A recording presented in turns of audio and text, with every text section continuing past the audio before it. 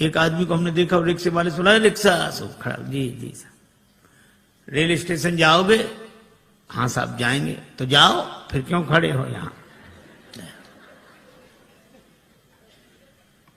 महाराज 2 आदमी एक cycle rickshaw पे बैठे 1.5 घंटे तक, और उतरे तब उसे अठन्नी दे दी। वो बोला बाबूजी कम है।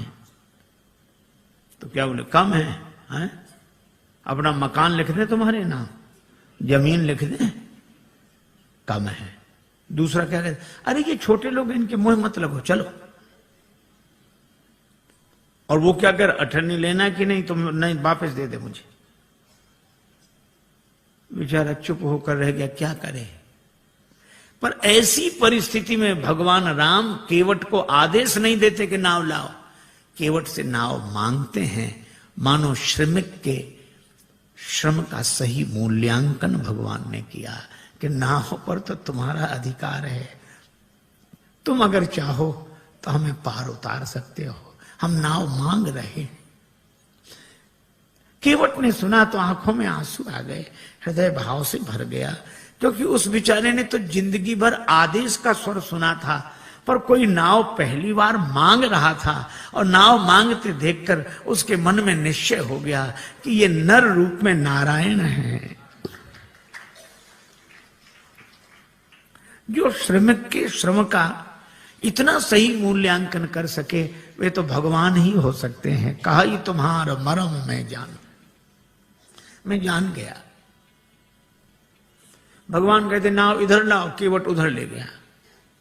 भगवान ने कहा इधर ले आओ, नहीं लाऊंगा, मैं जानता हूं आपके बारे में अच्छी तरह। अब भगवान को तो हंसी लगी, लक्ष्मण जी को बड़ा बुरा लगा। श्री जानकी जी भी चुप। अच्छा बोलो, राम जी की जगह दूसरा कोई होता तो बड़ा दुखी होता कि आज ऐसे दिन भी आ गए, केवट नाव नहीं ला रहा है। दूसरा कोई होता तो ये सोचता कोई बात नहीं, दिन खराब है, समय की बात है, अच्छे दिन आने दो, सबसे पहले तुम्ही को देखेंगे। पर भगवान हंस रहे, बेहसे करुणाएं। गम को सहने में भी कुदरत ने मजा रखा है। एक कवि ने कहा कि दिल दे तो इस मिजाज का परवरदिगार दे, जो रंज की भी घड़ियां खुशी से गुजार दे। भगवान मुस्कुरा रहे हैं, केवट नाव के लिए मना कर रहा। एक महात्मा से किसी ने कहा कि हम बहुत परेशान रहते हैं और परेशानी से मुक्त होने का उपाय बताओ। महात्मा बोले शान से परे हो जाओ, परेशान रहोगे ही नहीं। ये परेशान तो शान ही किए, हमें मना कर दिया, हमको और हमारे लिए हम ही परेशान किए हैं। भगवान मुस्कुरा रहे हैं। और केवट क्या कर, हम आपके बारे में अच्छी तरह जानते हैं। ये जानना तो वैसे हुआ, एक अध्यापक ने अपने विद्यार्थी से कहा कि तुम्हारे पिताजी 5,000 रुपए हमसे उधार लें 3 रुपए प्रति सैकड़ा ब्याज की दर से, तो 6 महीने बाद कितना लौटाएंगे, हिसाब लगाकर बताओ। सो विद्यार्थी बोला सर 1 नया पैसा नहीं। तो अध्यापक ने कान पकड़ के तमाचा लगाया, बोले क्यों रे, तू हिसाब नहीं जानता, गणित नहीं जानता? विद्यार्थी बोला सर मैं तो हिसाब गणित जानता हूं, पर आप मेरे बाप को नहीं जानते, उसने जिसका लिया है दिया है आज तक, जो आपका ही देगा। अब कोई ऐसे कहे कि हम आपके बारे में अच्छी तरह जानते हैं, तो यही लगे कि ऐसा क्या हुआ जो ये जानता है। पर राम जी मुस्कुरा रहे हैं बेहसे, और श्री लक्ष्मण जी जानकी जी की ओर देखकर मुस्कुराते कि तुम भी मुस्कुराओ, काहे को ऐसे उदास क्यों हो। भगवान ने लक्ष्मण जी से कहा कि लक्ष्मण, ऐसा विचित्र भक्त देखा जिसे मैं बुलाऊं और ना आवे। लक्ष्मण जी तो मौके की तलाश में थे, खींच रहे थे। लक्ष्मण जी ने कहा कि प्रभु आपके जितने भक्त होते सब ऐसे ही होते, जो आपका कहना न माने वही आपके भक्त। भगवान ने कहा यही विचित्र भक्त है, दूसरा कौन? का दूसरे सुमंत जी। सुमंत जी रथ में बैठे, ये नाव में बैठा है। सुमंत जी को भेजते हो कि अयोध्या जाओ, और केवट को बुलाते हो कि नाव लेकर आओ। तो जिसे भेजते हो वो जाता नहीं, और जिसे बुलाते हो वो आता नहीं है। न ये कहना माने न वो कहना माने। और लक्ष्मण जी के इस व्यंग पर जानकी माता भी मुस्कुराई, राम जी को भी हंसी आई। पर राम जी ने कहा, लक्ष्मण, किसी दुकानदार का सगुन सवेरे सवेरे बिगड़ जाए, उधार मांगने वाला आ जाए, तो बेचारा क्या सोचता है कि कहां से कहां तुम सवेरे सवेरे आ गए, अब दिन भर उधारी का ही सामना करना पड़ेगा, सगुन बिगड़ गया। तो भगवान श्री राम जी ने कहा कि लक्ष्मण, इसी तरह मेरी यात्रा का सगुन बिगड़ गया। जब मैं चला तो वनवास केवल मेरे लिए हुआ था। 14 वर्ष राम वनवासी।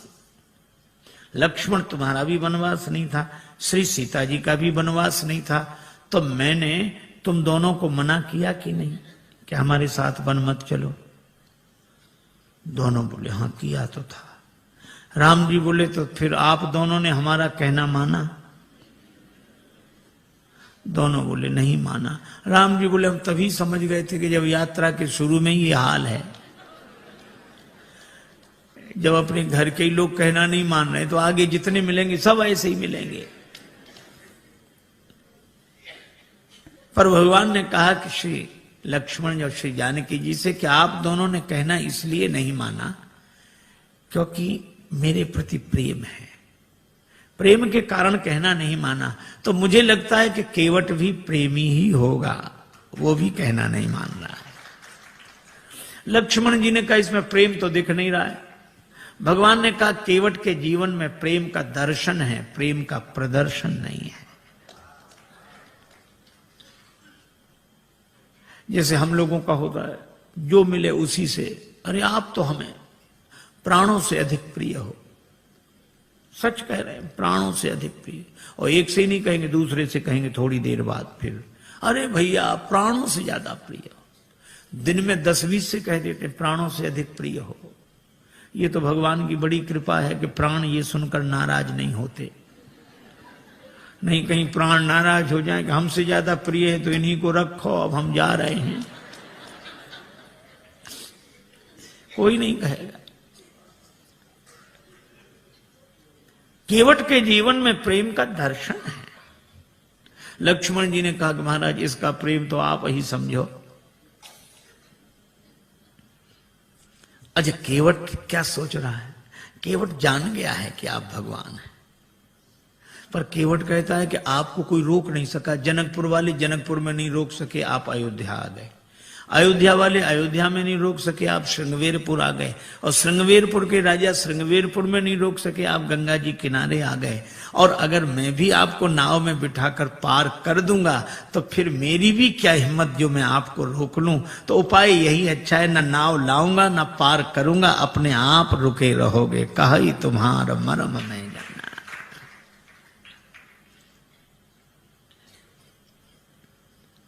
भगवान से कहता है कि प्रभु महाराज आपके चरण कमलों की रज में ऐसा जादू है, मनुष्य बना देने की शक्ति है।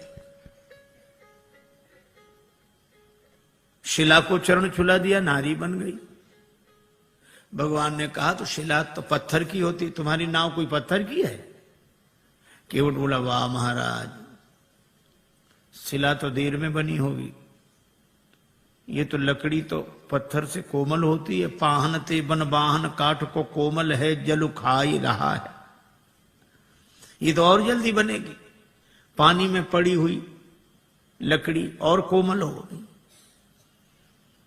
भगवान ने कहा क्या उपाय क्या है, क्या चाहते हो? केवट बोला हम क्या चाहते हैं, आप पार जाना चाहते हो कि नहीं? भगवान बोले हमें तो जाना ही। तो फिर ये कहो आप चाहते हो पार जाना? हाँ तो जो प्रभु पार अवसिगा चाहो, मोहि पद पदुम पखारन कहो। अपने चरण कमल धोने के लिए कहो। भगवान ने कहा कि वैसे काम नहीं बनेगा। केवट बोले कैसे बनेगा? ये नाव बनेगी नारी, यहां गंगा जी किनारे, और जब नारी बनेगी तो घर में बैठेगी। लेकिन जब ये घर में बैठेगी तो घर में जो पहले से बैठी है वो, उसको तो लगेगा कि नहीं कि नाव नारी बन गई, वह तो सोचेगी नाव बेचकर दूसरा विवाह करके लाया। और महाराज, घरनी घर क्यों समझाई हूं जू, उसको मैं कैसे समझाऊंगा? लक्ष्मण जी ने कहा हद हो गई, भगवान को समझा रहे और पत्नी को नहीं समझा सकते। केवट बोला महाराज अपने अपने अनुभव की बात है, भगवान को समझाना आसान है, बहुत कठिन है। राम जी खूब हंसे, लक्ष्मण जी भी हंस रहे हैं केवट की इन अटपटी बातों पर। भगवान बोले तो और कोई उपाय? एक उपाय है। क्या? यही घाट ते थोड़िक दूरी अहे, कटिलों जल था दिखाई हो जो, थोड़ी दूरी पर कमर तक जल है, आराम से निकल जाओ। भगवान बोले वही ठीक, बताओ। केवट बोला वाह महाराज, अभी सवेरा हुआ है, यात्रियों का आना जाना शुरू हुआ है, हम आपको वो जगह बताने जाएं सब देख लेंगे, हमारी नाव में कौन बैठेगा, रोजी रोटी का सवाल है, ऐसा नहीं। तो फिर आप दिन भर रुको, जब सूर्यास्त हो जाएगा सब लोगों का आना जाना बंद होगा, मैं जाके बता दूंगा, फिर रात को निकल जाना, चाहे सवेरे निकल जाना। भगवान बोले लक्ष्मण चरण धुलाना ही ठीक है, यहां कहां रुकेंगे। केवट कहता है कि चरण धोने के लिए कहो। पात भरी सहरी सकल सुत बारे बारे, केवट की जाति कछु वेद ना पढ़ाई हो, पूरो परिवार मेरो याही लाग राजा जू हो, वित्तहीन कैसे दूसरी गढ़ाई हो। अगर ये नाव नारी बन गई तो फिर यह भी तो सोचो महाराज, कर पूरे परिवार का पालन इसी नाव से होता है, तो परिवार का पालन करने वाला साधन तो चला जाए और घर का एक सदस्य और बढ़ जाए। महाराज कृपा करो आप तो। अच्छा, अब इसमें एक बड़ा तात्विक संकेत है। केवट कहता है कि नाव नारी न बने। हम लोग भी व्यवहार का काम करते हैं, दुकान चलाते हैं, व्यापार करते हैं, पैसा लेते हैं, देते हैं। श्री तुलसीदास जी कहते कि सब करो, कोई बात नहीं। केवट भी यही करता है, धंधा करता है, यात्रियों को बिठाता है, उस पार ले जाता है, पैसा लेता है।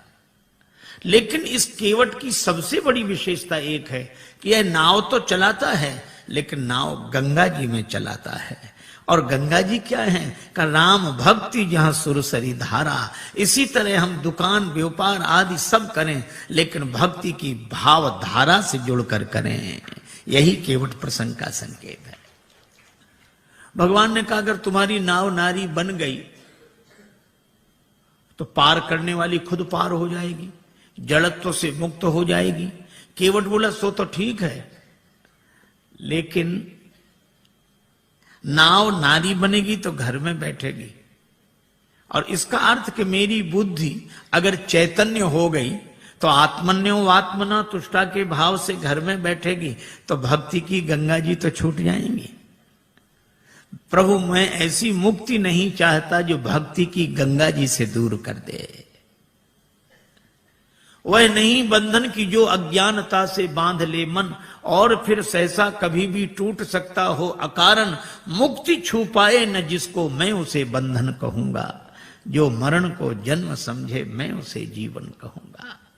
महाराज मुझे मुक्ति नहीं चाहिए, और आपके चरणों की रज मुक्त कर देने वाली है, तो इस मुक्त कर देने वाली धूल को ही धो डालूंगा। काहे से धोगे?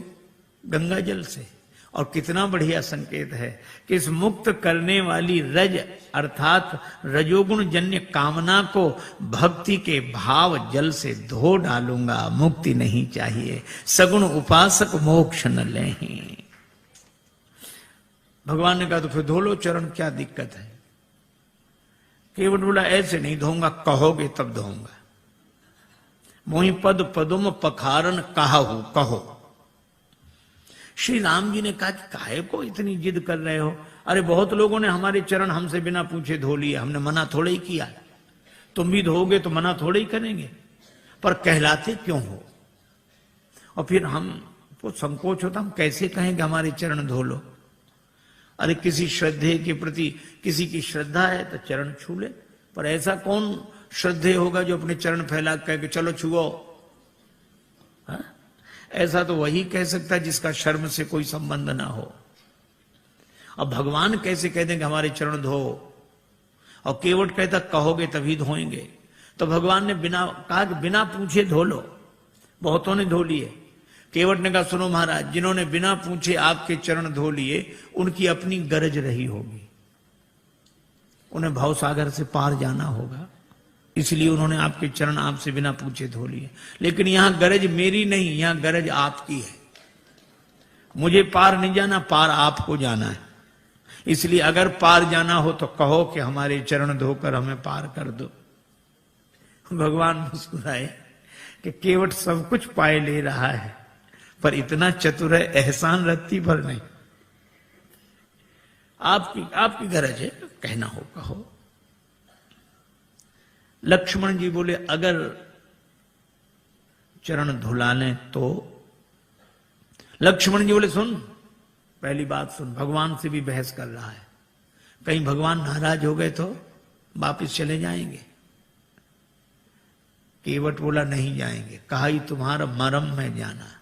श्री जानकी जी भी साथ आई हैं, और मरम शब्द का एक ही अर्थ है, रकार रामचंद्र हैं, मकार मातु जानकी। तो ये रकार रूपी राम जी मकार से घिरे हुए हैं, अर्थात श्री जानकी जी की कृपा के कारण आए हैं, और जानकी जी उपस्थित हैं तो श्री राम लौट नहीं सकते, वे तो कल्याण करके ही जाएंगे। अच्छा सो तो ठीक है। भगवान बोले अगर चरण धुला लें तो? केवट बोला चरण धुला लो तो कोई हम पर एहसान करोगे? औरों से उतराई लेता हूं, आपसे नहीं लूंगा।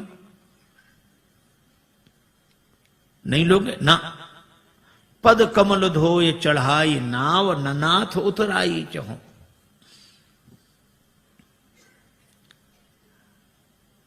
केवट का बेटा खड़ा था, बोले पिताजी ठहरो ठहरो ठहरो, इन्हें नाव में बिठाना ही मत। क्यों? चरण धो लेंगे, फिर क्या कठिनाई है? चरण छुलाने से तो शिला नारी बनी थी। केवट का बेटा बोला इनके हाथों से भी खतरा है। चरण इन्होंने शिला को छुलाए थे, हाथ इन्होंने धनुष को छुलाए थे। छुअत ही टूट पिनाक पुराना। अगर चरण छुलाने से नाव के नारी बनने का डर है तो हाथ छुलाने से नाव धनुष की तरह टूट जाएगी। इनको किसी भी दशा में बिठा लो ही मत ना। लक्ष्मण जी ने सुना कि केवट है सो है, बेटा और गजब। पर केवट बोला नहीं नहीं, चरण धुला लेंगे बस। भगवान से केवट कहता है उतराई नहीं लूंगा। भगवान ने कहा उतराई क्यों नहीं लोगे? केवट बोला आपके पास देने को होगा क्या? बनवासी बने घूम रहे हो। तो जो बात आप बाद में कहोगे तो हम पहले ही कहे दे रहे हैं कि उतराई नहीं लेंगे। अच्छा नहीं लोगे उतराई, इसका प्रमाण क्या है? सबूत क्या है?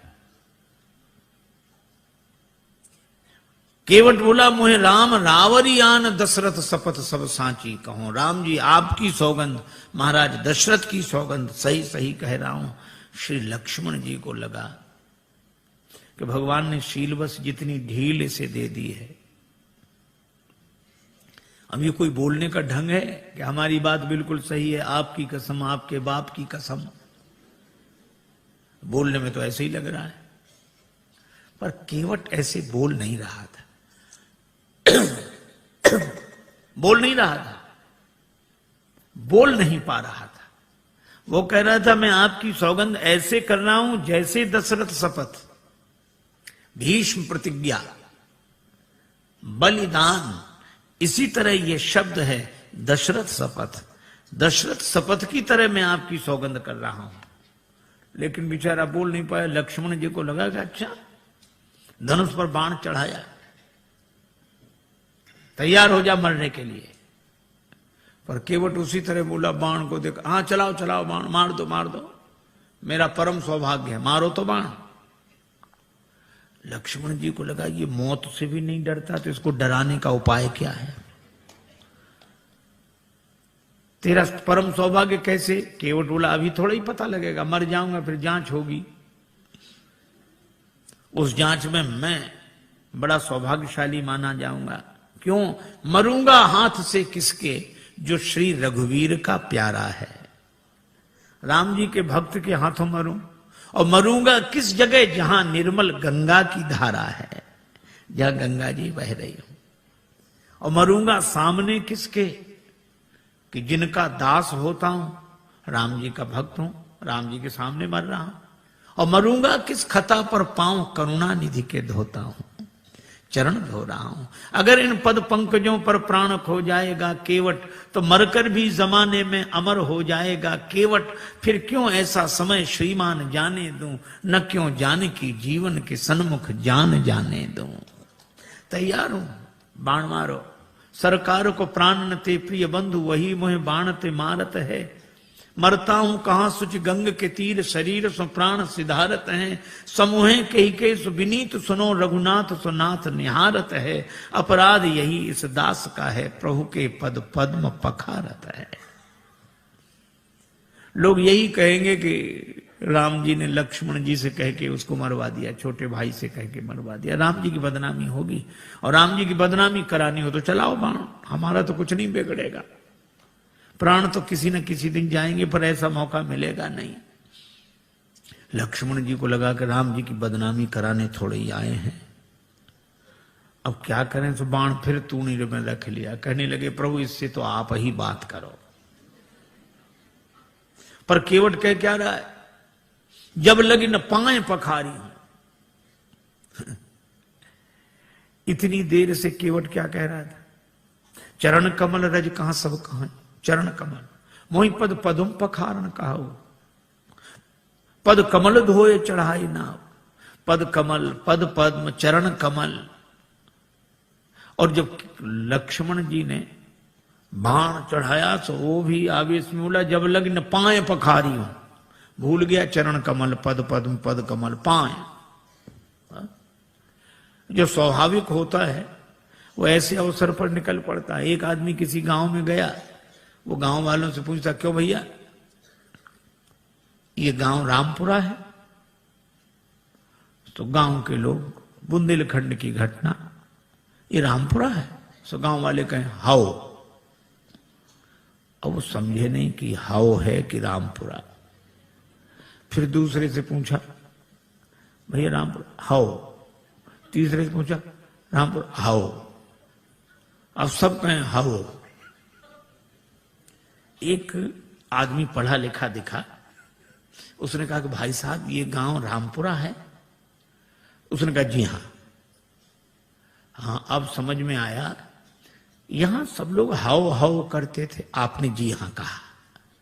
तो वो बोला कि जो बिना पढ़े लिखे लोग हैं वे हाओ हाओ करते हैं, और जो पढ़े लिखे हैं वे जी हां ऐसे बोलते हैं।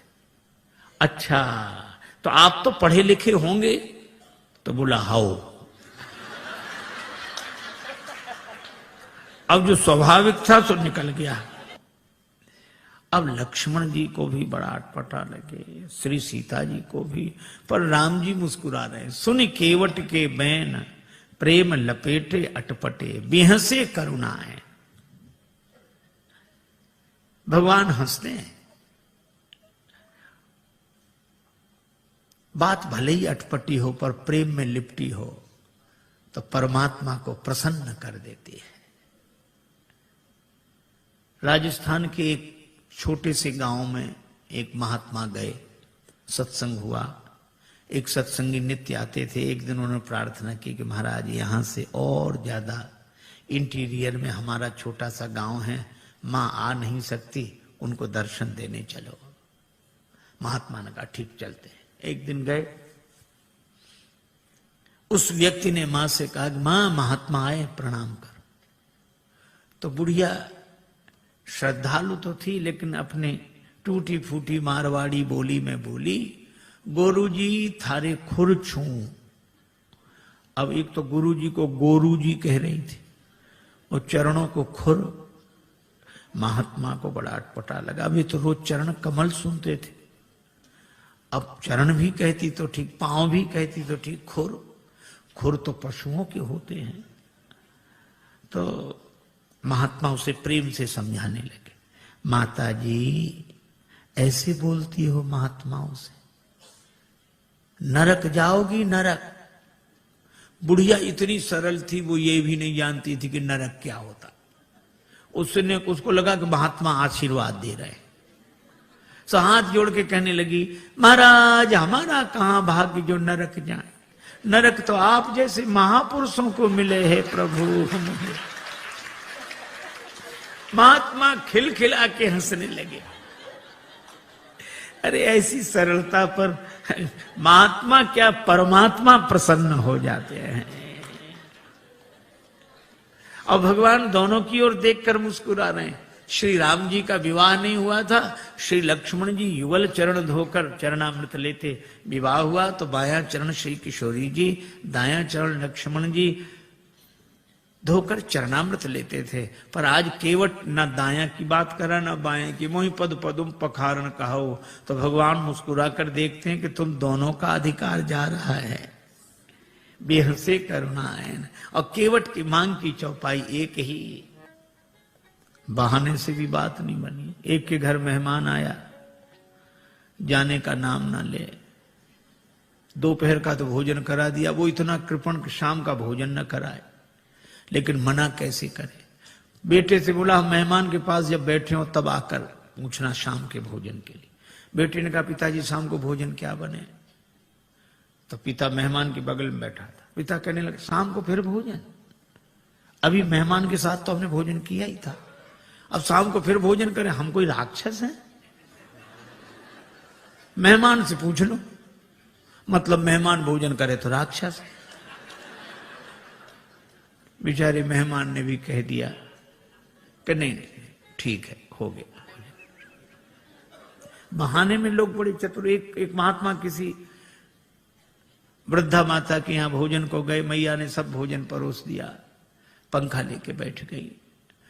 थाली में पीछे पापड़ रखे थे, पापड़ परोसना भूल गई। अब महात्मा का मन पापड़ पे जाए बार बार। मन का ये स्वभाव है, जो करोड़ों की चीज मिली हो तो उसे 2 कौड़ी की लगती है, 2 कौड़ी की चीज ना मिले तो करोड़ों की लगती है। उधर ही देखे, लेकिन मांगने में शर्म भी लगे और बुढ़िया को याद ना आवे। सो महात्मा बोले मैया भगवान की बड़ी कृपा, आज जो आपका दर्शन हो गया। क्यों? रास्ते में बड़ा लंबा सांप मिला। सांप? हाँ लंबा था बहुत। कितना लंबा महाराज? यहां से वो पापड़ की थाली रखी। बुढ़िया बोले अरे महाराज पापड़ परोसना तो मैं भूल ही गई। महात्मा बोले हम तो बता रहे थे कि सांप कितना लंबा था। तो कई बार बहाने से भी बात बन जाती, युक्ति से बना लेना चाहिए, लेकिन कई बार बहाने से भी बात नहीं बनती। एक के घर मेहमान आए जाए नहीं, और बेचारा घर वाला संकोची कुछ कहे नहीं। 5-7 दिन हो गए। एक दिन पति पत्नी से बोला कि देवी ये मेहमान तो जाता ही नहीं, कोई उपाय। पत्नी बोली और खिलाओ पिलाओ और सम्मान करो, काहे को जाएगा वो। देखो देखो ये व्यंग मत करो, तो उपाय बताओ। पत्नी बोली उपाय तो है 3 मर्ज, उपाय 1। बुखार हो, जुखाम हो, मेहमान हो। ज्वर जुखाम और पाहुना, ज्वर जुखाम और पाहुना, इनका एक उपाय, लंघन दे दो तान के फिर न वापस आए। लंघन दे दो बुखार नहीं आएगा, लंघन दे दो जुकाम नहीं आएगा, लंघन दे दो मेहमान नहीं आएगा। हाँ ये बात तो ठीक है, लेकिन अब हम लोग भोजन बनाएं उसे ना दें तो एक दिन ना बनाओ। तो नहीं बनाने का तो कोई कारण होगा। झगड़ा, हम लोगों में झगड़ा होता नहीं, झूठा ही झगड़ा कर लो। अब बाहर वाले कमरे में मेहमान बैठा, भीतर जोर जोर से इन्होंने झगड़ा करना शुरू किया। पति ने डांटना शुरू किया, और पत्नी ने वो जब देखो तब मुझे डांटते रहते, और आज भोजन ही नहीं बनाऊंगी मैं। पति बोला बनाना ही मत। मैं कोई मर नहीं जाऊंगा एक दिन भूखे। अब जो झगड़ा शुरू हुआ और मेहमान ने सुना कि आज इन्हीं को नहीं मिल रहा है, तो उसने अपना थैला उठाया गया। पत्नी ने देखा कि गया, पति ने देखा गया। सो पति बोला आप काहे को रो रही हो, हमने कोई सच्चा डांटा था, हमने तो झूठा डांटा था। सो पत्नी मुस्कुरा कर बोली मैं कोई सचमुच रो रही हूं, मैं तो झूठे ही रो रही हूं। लेकिन आश्चर्य, तब तक मेहमान भीतर, हम कोई सच्चे गए थे, हम भी तो झूठे ही गए थे। कई बार प्रयास करने पर भी काम नहीं बनता। भगवान ने बड़ा प्रयास किया पर केवट बोला साफ साफ कहो,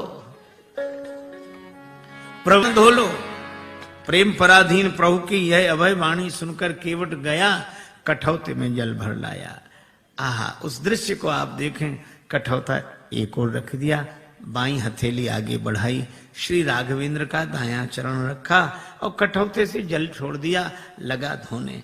मन में तो यही भाव है कि वही चरण जिन चरणन ते निकसी सुरसरी, बड़े भाव से चरण धो रहा लेकिन पता नहीं लगने दे रहा। श्री लक्ष्मण जी ने कहा अच्छा केवट बड़े भाव के कारण चरण धो रहे हो? केवट बोला नहीं नहीं सरकार, हम तो नाव के कारण चरण धो रहे हैं, भाव के कारण नहीं। भगवान एक पांव से खड़े हैं, केवट बैठा, देवता भी आश्चर्य कर रहे हैं कि ऐसे भक्त तो देखे जो भगवान के सामने एक पांव से खड़े रहे, पर ऐसा भक्त नहीं देखा जिसके सामने भगवान ही एक पांव से खड़े रहे। बड़ी देर हो गई, भगवान ने कहा केवट चरण धुल गए? केवट बोला हाँ महाराज धुला तो, लेकिन तब तक भगवान ने चरण नीचे रख दिया। केवट बोला गड़बड़ी कर दी, चरण गीला था, पहुंच तो लेने देते मेरी इस फटी दुपटी से, आपने पहुंचने नहीं दिया, गीला चरण धरती में रखा, धूल लग गई, दोबारा धोना पड़ेगा। लक्ष्मण जी बोले हो चुके पार, चरण तो गीला रहेगा ही, इसमें धूल लगे इसे धुलाओ, उसमें लगे तो उसे धुलाओ, बस चरण ही धुलाते रहो, कभी दायां कभी बायां कभी। भगवान ने कहा रुको रुको, केवट से पूछने दो। केवट हम कब तक ऐसे ही खड़े रहे? केवट बोला सुनो सरकार, गौतम तीय तारण अधम उदाहरण है, प्रेम से पगों को पखारन मोह दीजिए, और धोए चरण को बिनु पहुंचे धरनी में धरो, लागी रज फेर भ्रम दुगुन ना कीजिए। दोबारा मेरे भ्रम को उत्पन्न न करें। और रेखन में जड़े कण केते देख देख धोऊं। भगवान बोले हम एक पांव से कब तक खड़े रहें? आप एक पगते खड़े याते न खीजिए। जिन विचार जो एक ही पांव होता वे भी तो किसी का सहारा लेकर खड़े रहते हैं, वृक्ष का, डाली का, किसी आदमी का, लाठी का। भगवान बोले यहां कोई सहारा हो तो बताओ। केवट बोला है, चाहो अवलंब तो विनीत जू, विलंब बिनु नाथ मेरे माथ पे सो हाथ धर लीजिए। भगवान कहते हैं कि देखो कैसी चतुराई है। लोग कहते हैं हमें सहारा मिल जाएगा अगर हमारे माथे पे हाथ रख दोगे, पर केवट कहता हमें नहीं, अगर आपको सहारा चाहिए तो हमारे माथे पे हाथ रखो। भगवान ने केवट के माथे पर हाथ रखा तो बरस सुमन सुर सकल सिहाही, यही सम पुण्य पुंज को नहीं। चरण धुले। भगवान ने कहा भैया चरण तो धुल गए, हाँ तो अब पार करो। केवट बोला अभी नहीं, आपके लिए घाट का नियम थोड़ा ही तोड़ दूंगा। नियम क्या है? जो पहले आते हैं उन्हें पहले पार करता हूं, बाद वालों को बाद में। भगवान ने कहा तो हम ही तो आए यहां पहले, और पहले से कौन है जो पार ना हुआ हो? हमें तो नहीं दिखाई दे रहा। केवट बोला अगर आपको दिखाई पड़ ही गए होते तो पार ही ना हो गए होते। कौन है? हमारे पूर्वज। तो तुम्हारे पूर्वजों का उद्धार कैसे होगा? केवट हाथ जोड़कर बोला जैसे महाराज भागीरथ के पूर्वजों का उद्धार हुआ। महाराज भागीरथ के पूर्वजों के उद्धार के लिए गंगा जी का जन्म ब्रह्मा जी के कमंडल में हुआ, और आज मेरे पूर्वजों के उद्धार के लिए गंगा जी का जन्म मेरे कठौते में हुआ है। पद पखारी जलपान करी, आप सहित परिवार पितर पार करी, प्रभु पुण्य मुदित गए उलई पार। पितरों को पहले पार किया। ये देखो प्रसंग कितना सुंदर संकेत करता है। श्रद्धा से एक शब्द बना है श्राद्ध। हम लोग उनका भी श्राद्ध करते हैं जो हमारे पूर्वज अब शरीर में नहीं है। पर एक व्यक्ति मरा, उसके 2 बेटे, मां बहुत कहेगा कुछ करो, बेटे कहते हम इस सब में विश्वास नहीं रखते, क्या फायदा, इससे क्या फायदा। मां ने एक दिन कहा कि पिता की अस्थियां गंगा जी में ही छोड़ आओ, 16 किलोमीटर दूर है, इससे क्या फायदा। मां बोली कि तुम विश्वास नहीं करते, पर जिनकी अस्थियां हैं वे विश्वास करते थे। छोटा बेटा बोला ठीक है हम चले जाएंगे। साइकिल से गया, थैले में पिता की अस्थियां लेकर 12 किलोमीटर दूर गया। एक नाला बह रहा था, कहां जा रहा, 4 किलोमीटर बाद गंगा जी मिल जाता है। बेटे ने सोचा नाला जा ही रहा, हमारे जाने की क्या जरूरत, वहीं छोड़ दी पिता की अस्थियां। लौट आया, मां ने कहा क्यों, पहुंच गई होंगी। रात्रि को उस व्यक्ति ने स्वप्न दिया कि ऐसे मूर्ख बेटे को भेजा, हमारी अस्थियां नाले में डालकर आ गया। मां ने बेटे को बुलाकर डांटा, क्यों रे पिता की अस्थियां नाले में डाल आया। बेटा बोला तुमसे किसने कहा, तुम्हारे पिताजी आए थे रात को सपना देने। तो भी उसने अपनी गलती स्वीकार नहीं की। बोला पिताजी का तो जिंदगी भर दिमाग खराब रहा, मरने के बाद भी पागलपन गया नहीं है। मां ने डांट कर कहा क्या पागलपन है। बेटा बोला 12 किलोमीटर इधर लौटकर सपना देने तो आ सकते थे, 4 किलोमीटर उधर नहीं जा सकते थे।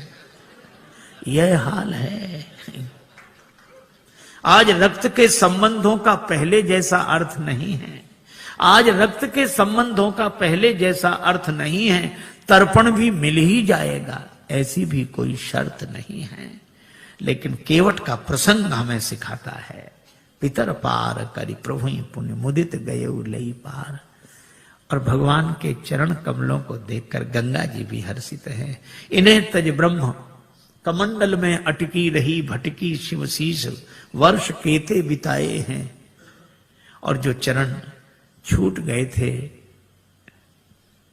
केवट ने वही चरण फिर आ मिलाए हैं। केवट ने भगवान को नाव में बिठाया। अब कह रहा है गंगा जी की बालुका में पहले श्री सीता जी, फिर श्री राम जी, फिर निखात राज गुह, फिर श्री लक्ष्मण जी। केवट ने उतरकर दंडवत किया, चरण पकड़े। लक्ष्मण जी बोले वाह, उस तरफ तो अकड़ रहे थे, इधर तो चरण पकड़ रहे हो। केवट ने कहा वो तो घाट घाट का तरीका है, उधर पार नहीं किया था तो अकड़ कर रोक सकते थे, अब तो पार कर दिया तो चरण पकड़ कर ही रोक सकते हैं। पर भगवान को लगा कि इसे कुछ दिया नहीं। लक्ष्मण जी बोले क्या बात है। प्रभु राम जी बोले इसे कुछ दिया नहीं। अरे और क्या देंगे। कठिनता से चरण धोकर मिले कुछ बिंदु विधि हर को, वो चरणामृत स्वयं केवट के घर जाकर लुटाते हैं। ब्रह्मा जी को जो अवसर मिला, शंकर जी को और जनक जी ने जो अवसर पाया, ये केवट को भी वही मौका मिला। और क्या दोगे। भगवान बोले धीरे बोलो लक्ष्मण, ने उतराई की कौन कहे, चरण धुलाई भी देनी पड़ेगी। चरण भी तो हमने अपने मतलब से ही धुलाए थे।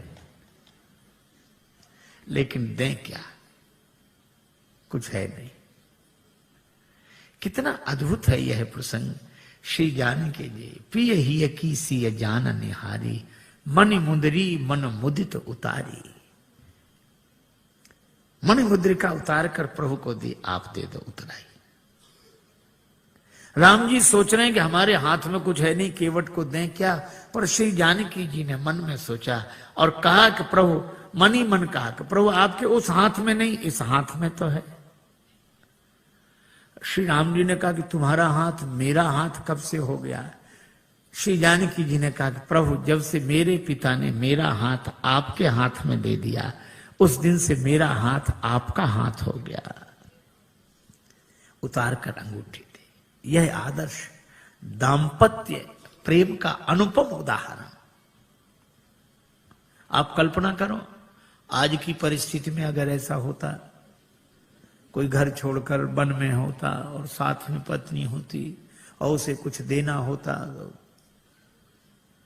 बेचारे पति को ही कहना पड़ता कि ओ ऐसा है, वो पत्नी के हाँ बोलो, क्या बात, बोलो बोलो, क्या ये अंगूठी। पत्नी क्या कहती, अपना तो सब बर्बाद कर ही बैठे, ऐसा स्वभाव, अब यही और बच्चे तो ले आग लगा दो, चाहे जो कुछ करो, ले यही होता। पर श्री जानकी जी कहती हैं नहीं, या कोई दूसरी भावना वाली देवी होती तो वो कहती अरे ये क्या देंगे, लो हम देंगे, केवट ले। पर श्री जानकी जी यह नहीं करती, राम जी को देती, प्रभु आप दे दो। भगवान ने कहा केवट उतराई ले लो, कहे कृपालु ले हो उतराई, केवट चरण गहे अकुलाई। महाराज नहीं चाहिए। भगवान ने कहा क्यों नहीं चाहिए? क्या तुम्हारे मन में इच्छा नहीं थी? इच्छा थी तब मिल नहीं रहा था, और अब मिल रहा है तो इच्छा नहीं। भागती फिरती थी दुनिया जब तलब करते थे हम, और छोड़ दी हमने तलब तो अब बेकरार आने को है। अच्छा तो तुम्हारे मन में इच्छा क्यों नहीं रही? केवट बोला मैं आपसे मांगने के लिए तैयार खड़ा था कि कहां तक औरों के सामने हाथ फैलाता रहूंगा। राम जी से मांगूंगा तो फिर और किसी से मांगना नहीं पड़ेगा। मैं आपसे मांगने के लिए तैयार खड़ा था। भगवान ने कहा फिर हम बिना मांगे अंगूठी दे रहे हैं, क्यों नहीं दे रहे हो? केवट बोला मेरा विचार बदल गया। कहा क्यों? आपने आते ही नाव मांगी नाव। केवट बोला ये सुनते ही मेरा विचार बदल गया कि जो मुझसे ही मांग रहा हो अब मैं उससे क्या मांगू। वह तो बहुत बड़ा है जिससे आप कुछ मांगते हो, लेकिन दीन बंधु वह कितना बड़ा है? वह तो बहुत बड़ा है जिससे आप कुछ देते हो, पर वो कितना बड़ा जिससे आप भी कुछ मांगते हो। मांग कर बड़ा बना दिया है, दे दोगे तो छोटा बन जाऊंगा, बड़ा ही रहने दो। नहीं, भगवान ने कहा ये देने लेने की बात क्या, मजदूरी दे रहे हैं हम तो। केवट ने कहा मजदूरी हम उनसे लेते हैं जिन्हें हम पार करते हैं, जिन्हें हम पार करते हैं उनसे मजदूरी लेते हैं।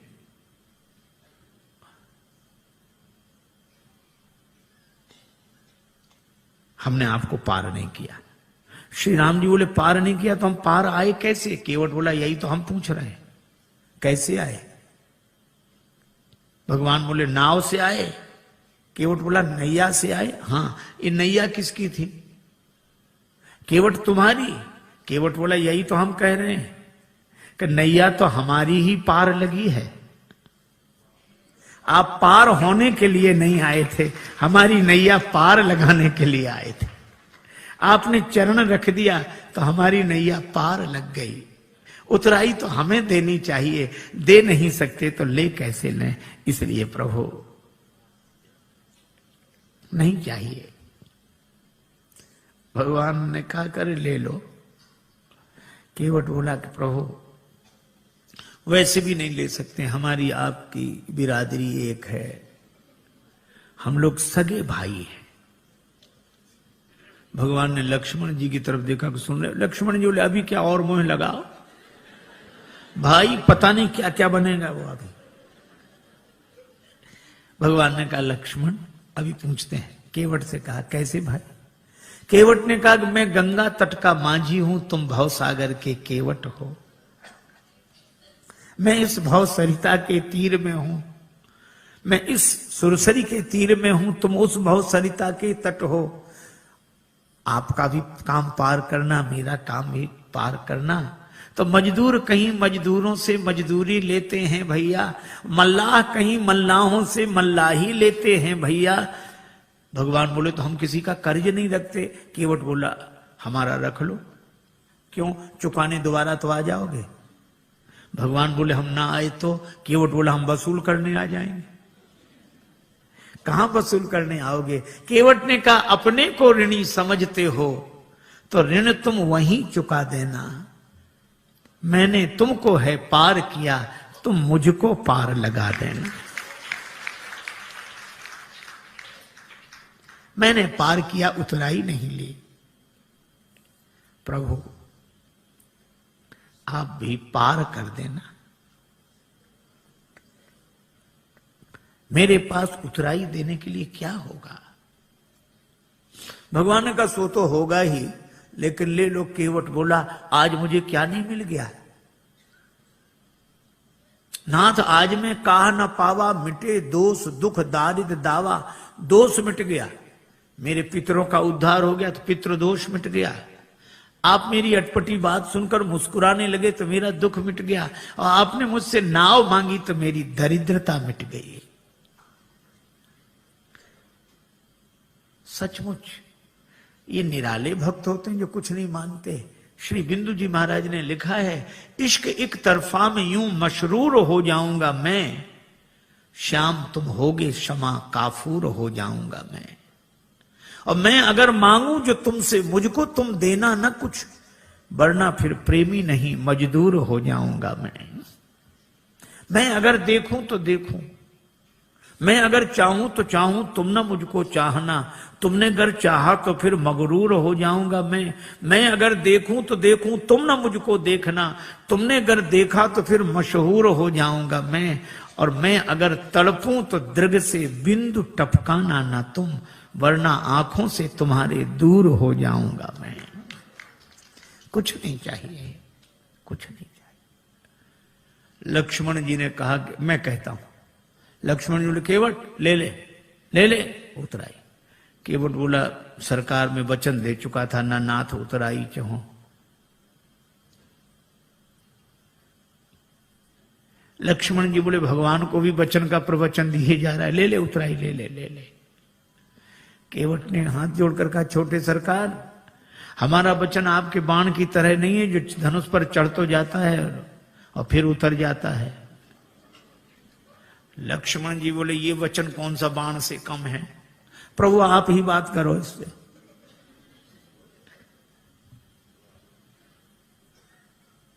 श्री जानकी जी ने कहा कि प्रभु हमारी ओर से कह दो। बहुत कीन प्रभु लखन सिय। श्री जानकी जी की ओर से राम जी ने कहा कि केवट उतराई ले लो। श्री किशोरी जी की अंगूठी है, उनकी ओर से। अब तो हंसते रहने वाला, हंसाते रहने वाला केवट भावुक हो गया, नेत्र भर आए, हाथ जोड़कर बोला प्रभु मैंने आपको पार बाद में किया है, पहले आपके चरण धोए, और मुझसे पहले भी आपके चरण किसी ने धोए थे, महाराज जनक ने। और महाराज जनक ने आपके चरण धोकर अपनी बेटी जानकी आपको अर्पित कर दी। मैं कैसा चरण धोने वाला जो उसी बेटी की अंगूठी उतराई में ले लूं? मैं दे नहीं सकता तो ले कैसे लूं? केवट के आंसू भर आए और श्री जानकी जी को गंगा जी किनारे भी अपनी मिथिला याद आ गई। भगवान ने कहा केवट तुम कुछ नहीं लेते तो मुझे दे दो। प्रभु आपको क्या दूं? मुझे आज्ञा दो तो मैं जाऊं आगे। केवट ने कहा कि प्रभु इतने काम सब अटपटे उल्टे होते रहे, तो एक काम और, क्या आप ही मुझे भेज दो। क्यों? ताकि मुझे ये लगे कि भगवान मेरे घाट पर है, कहीं नहीं गए हैं, मैं इसी भाव में डूबा रहूं। और फिरती बारनाथ जो देवा, सो प्रसाद में सिर धरी लेवा। बहुत कीन प्रभु लखन सिय, नहीं कछु केवट ले, विदा कीन करुणा यतन भगति विमल बर दे।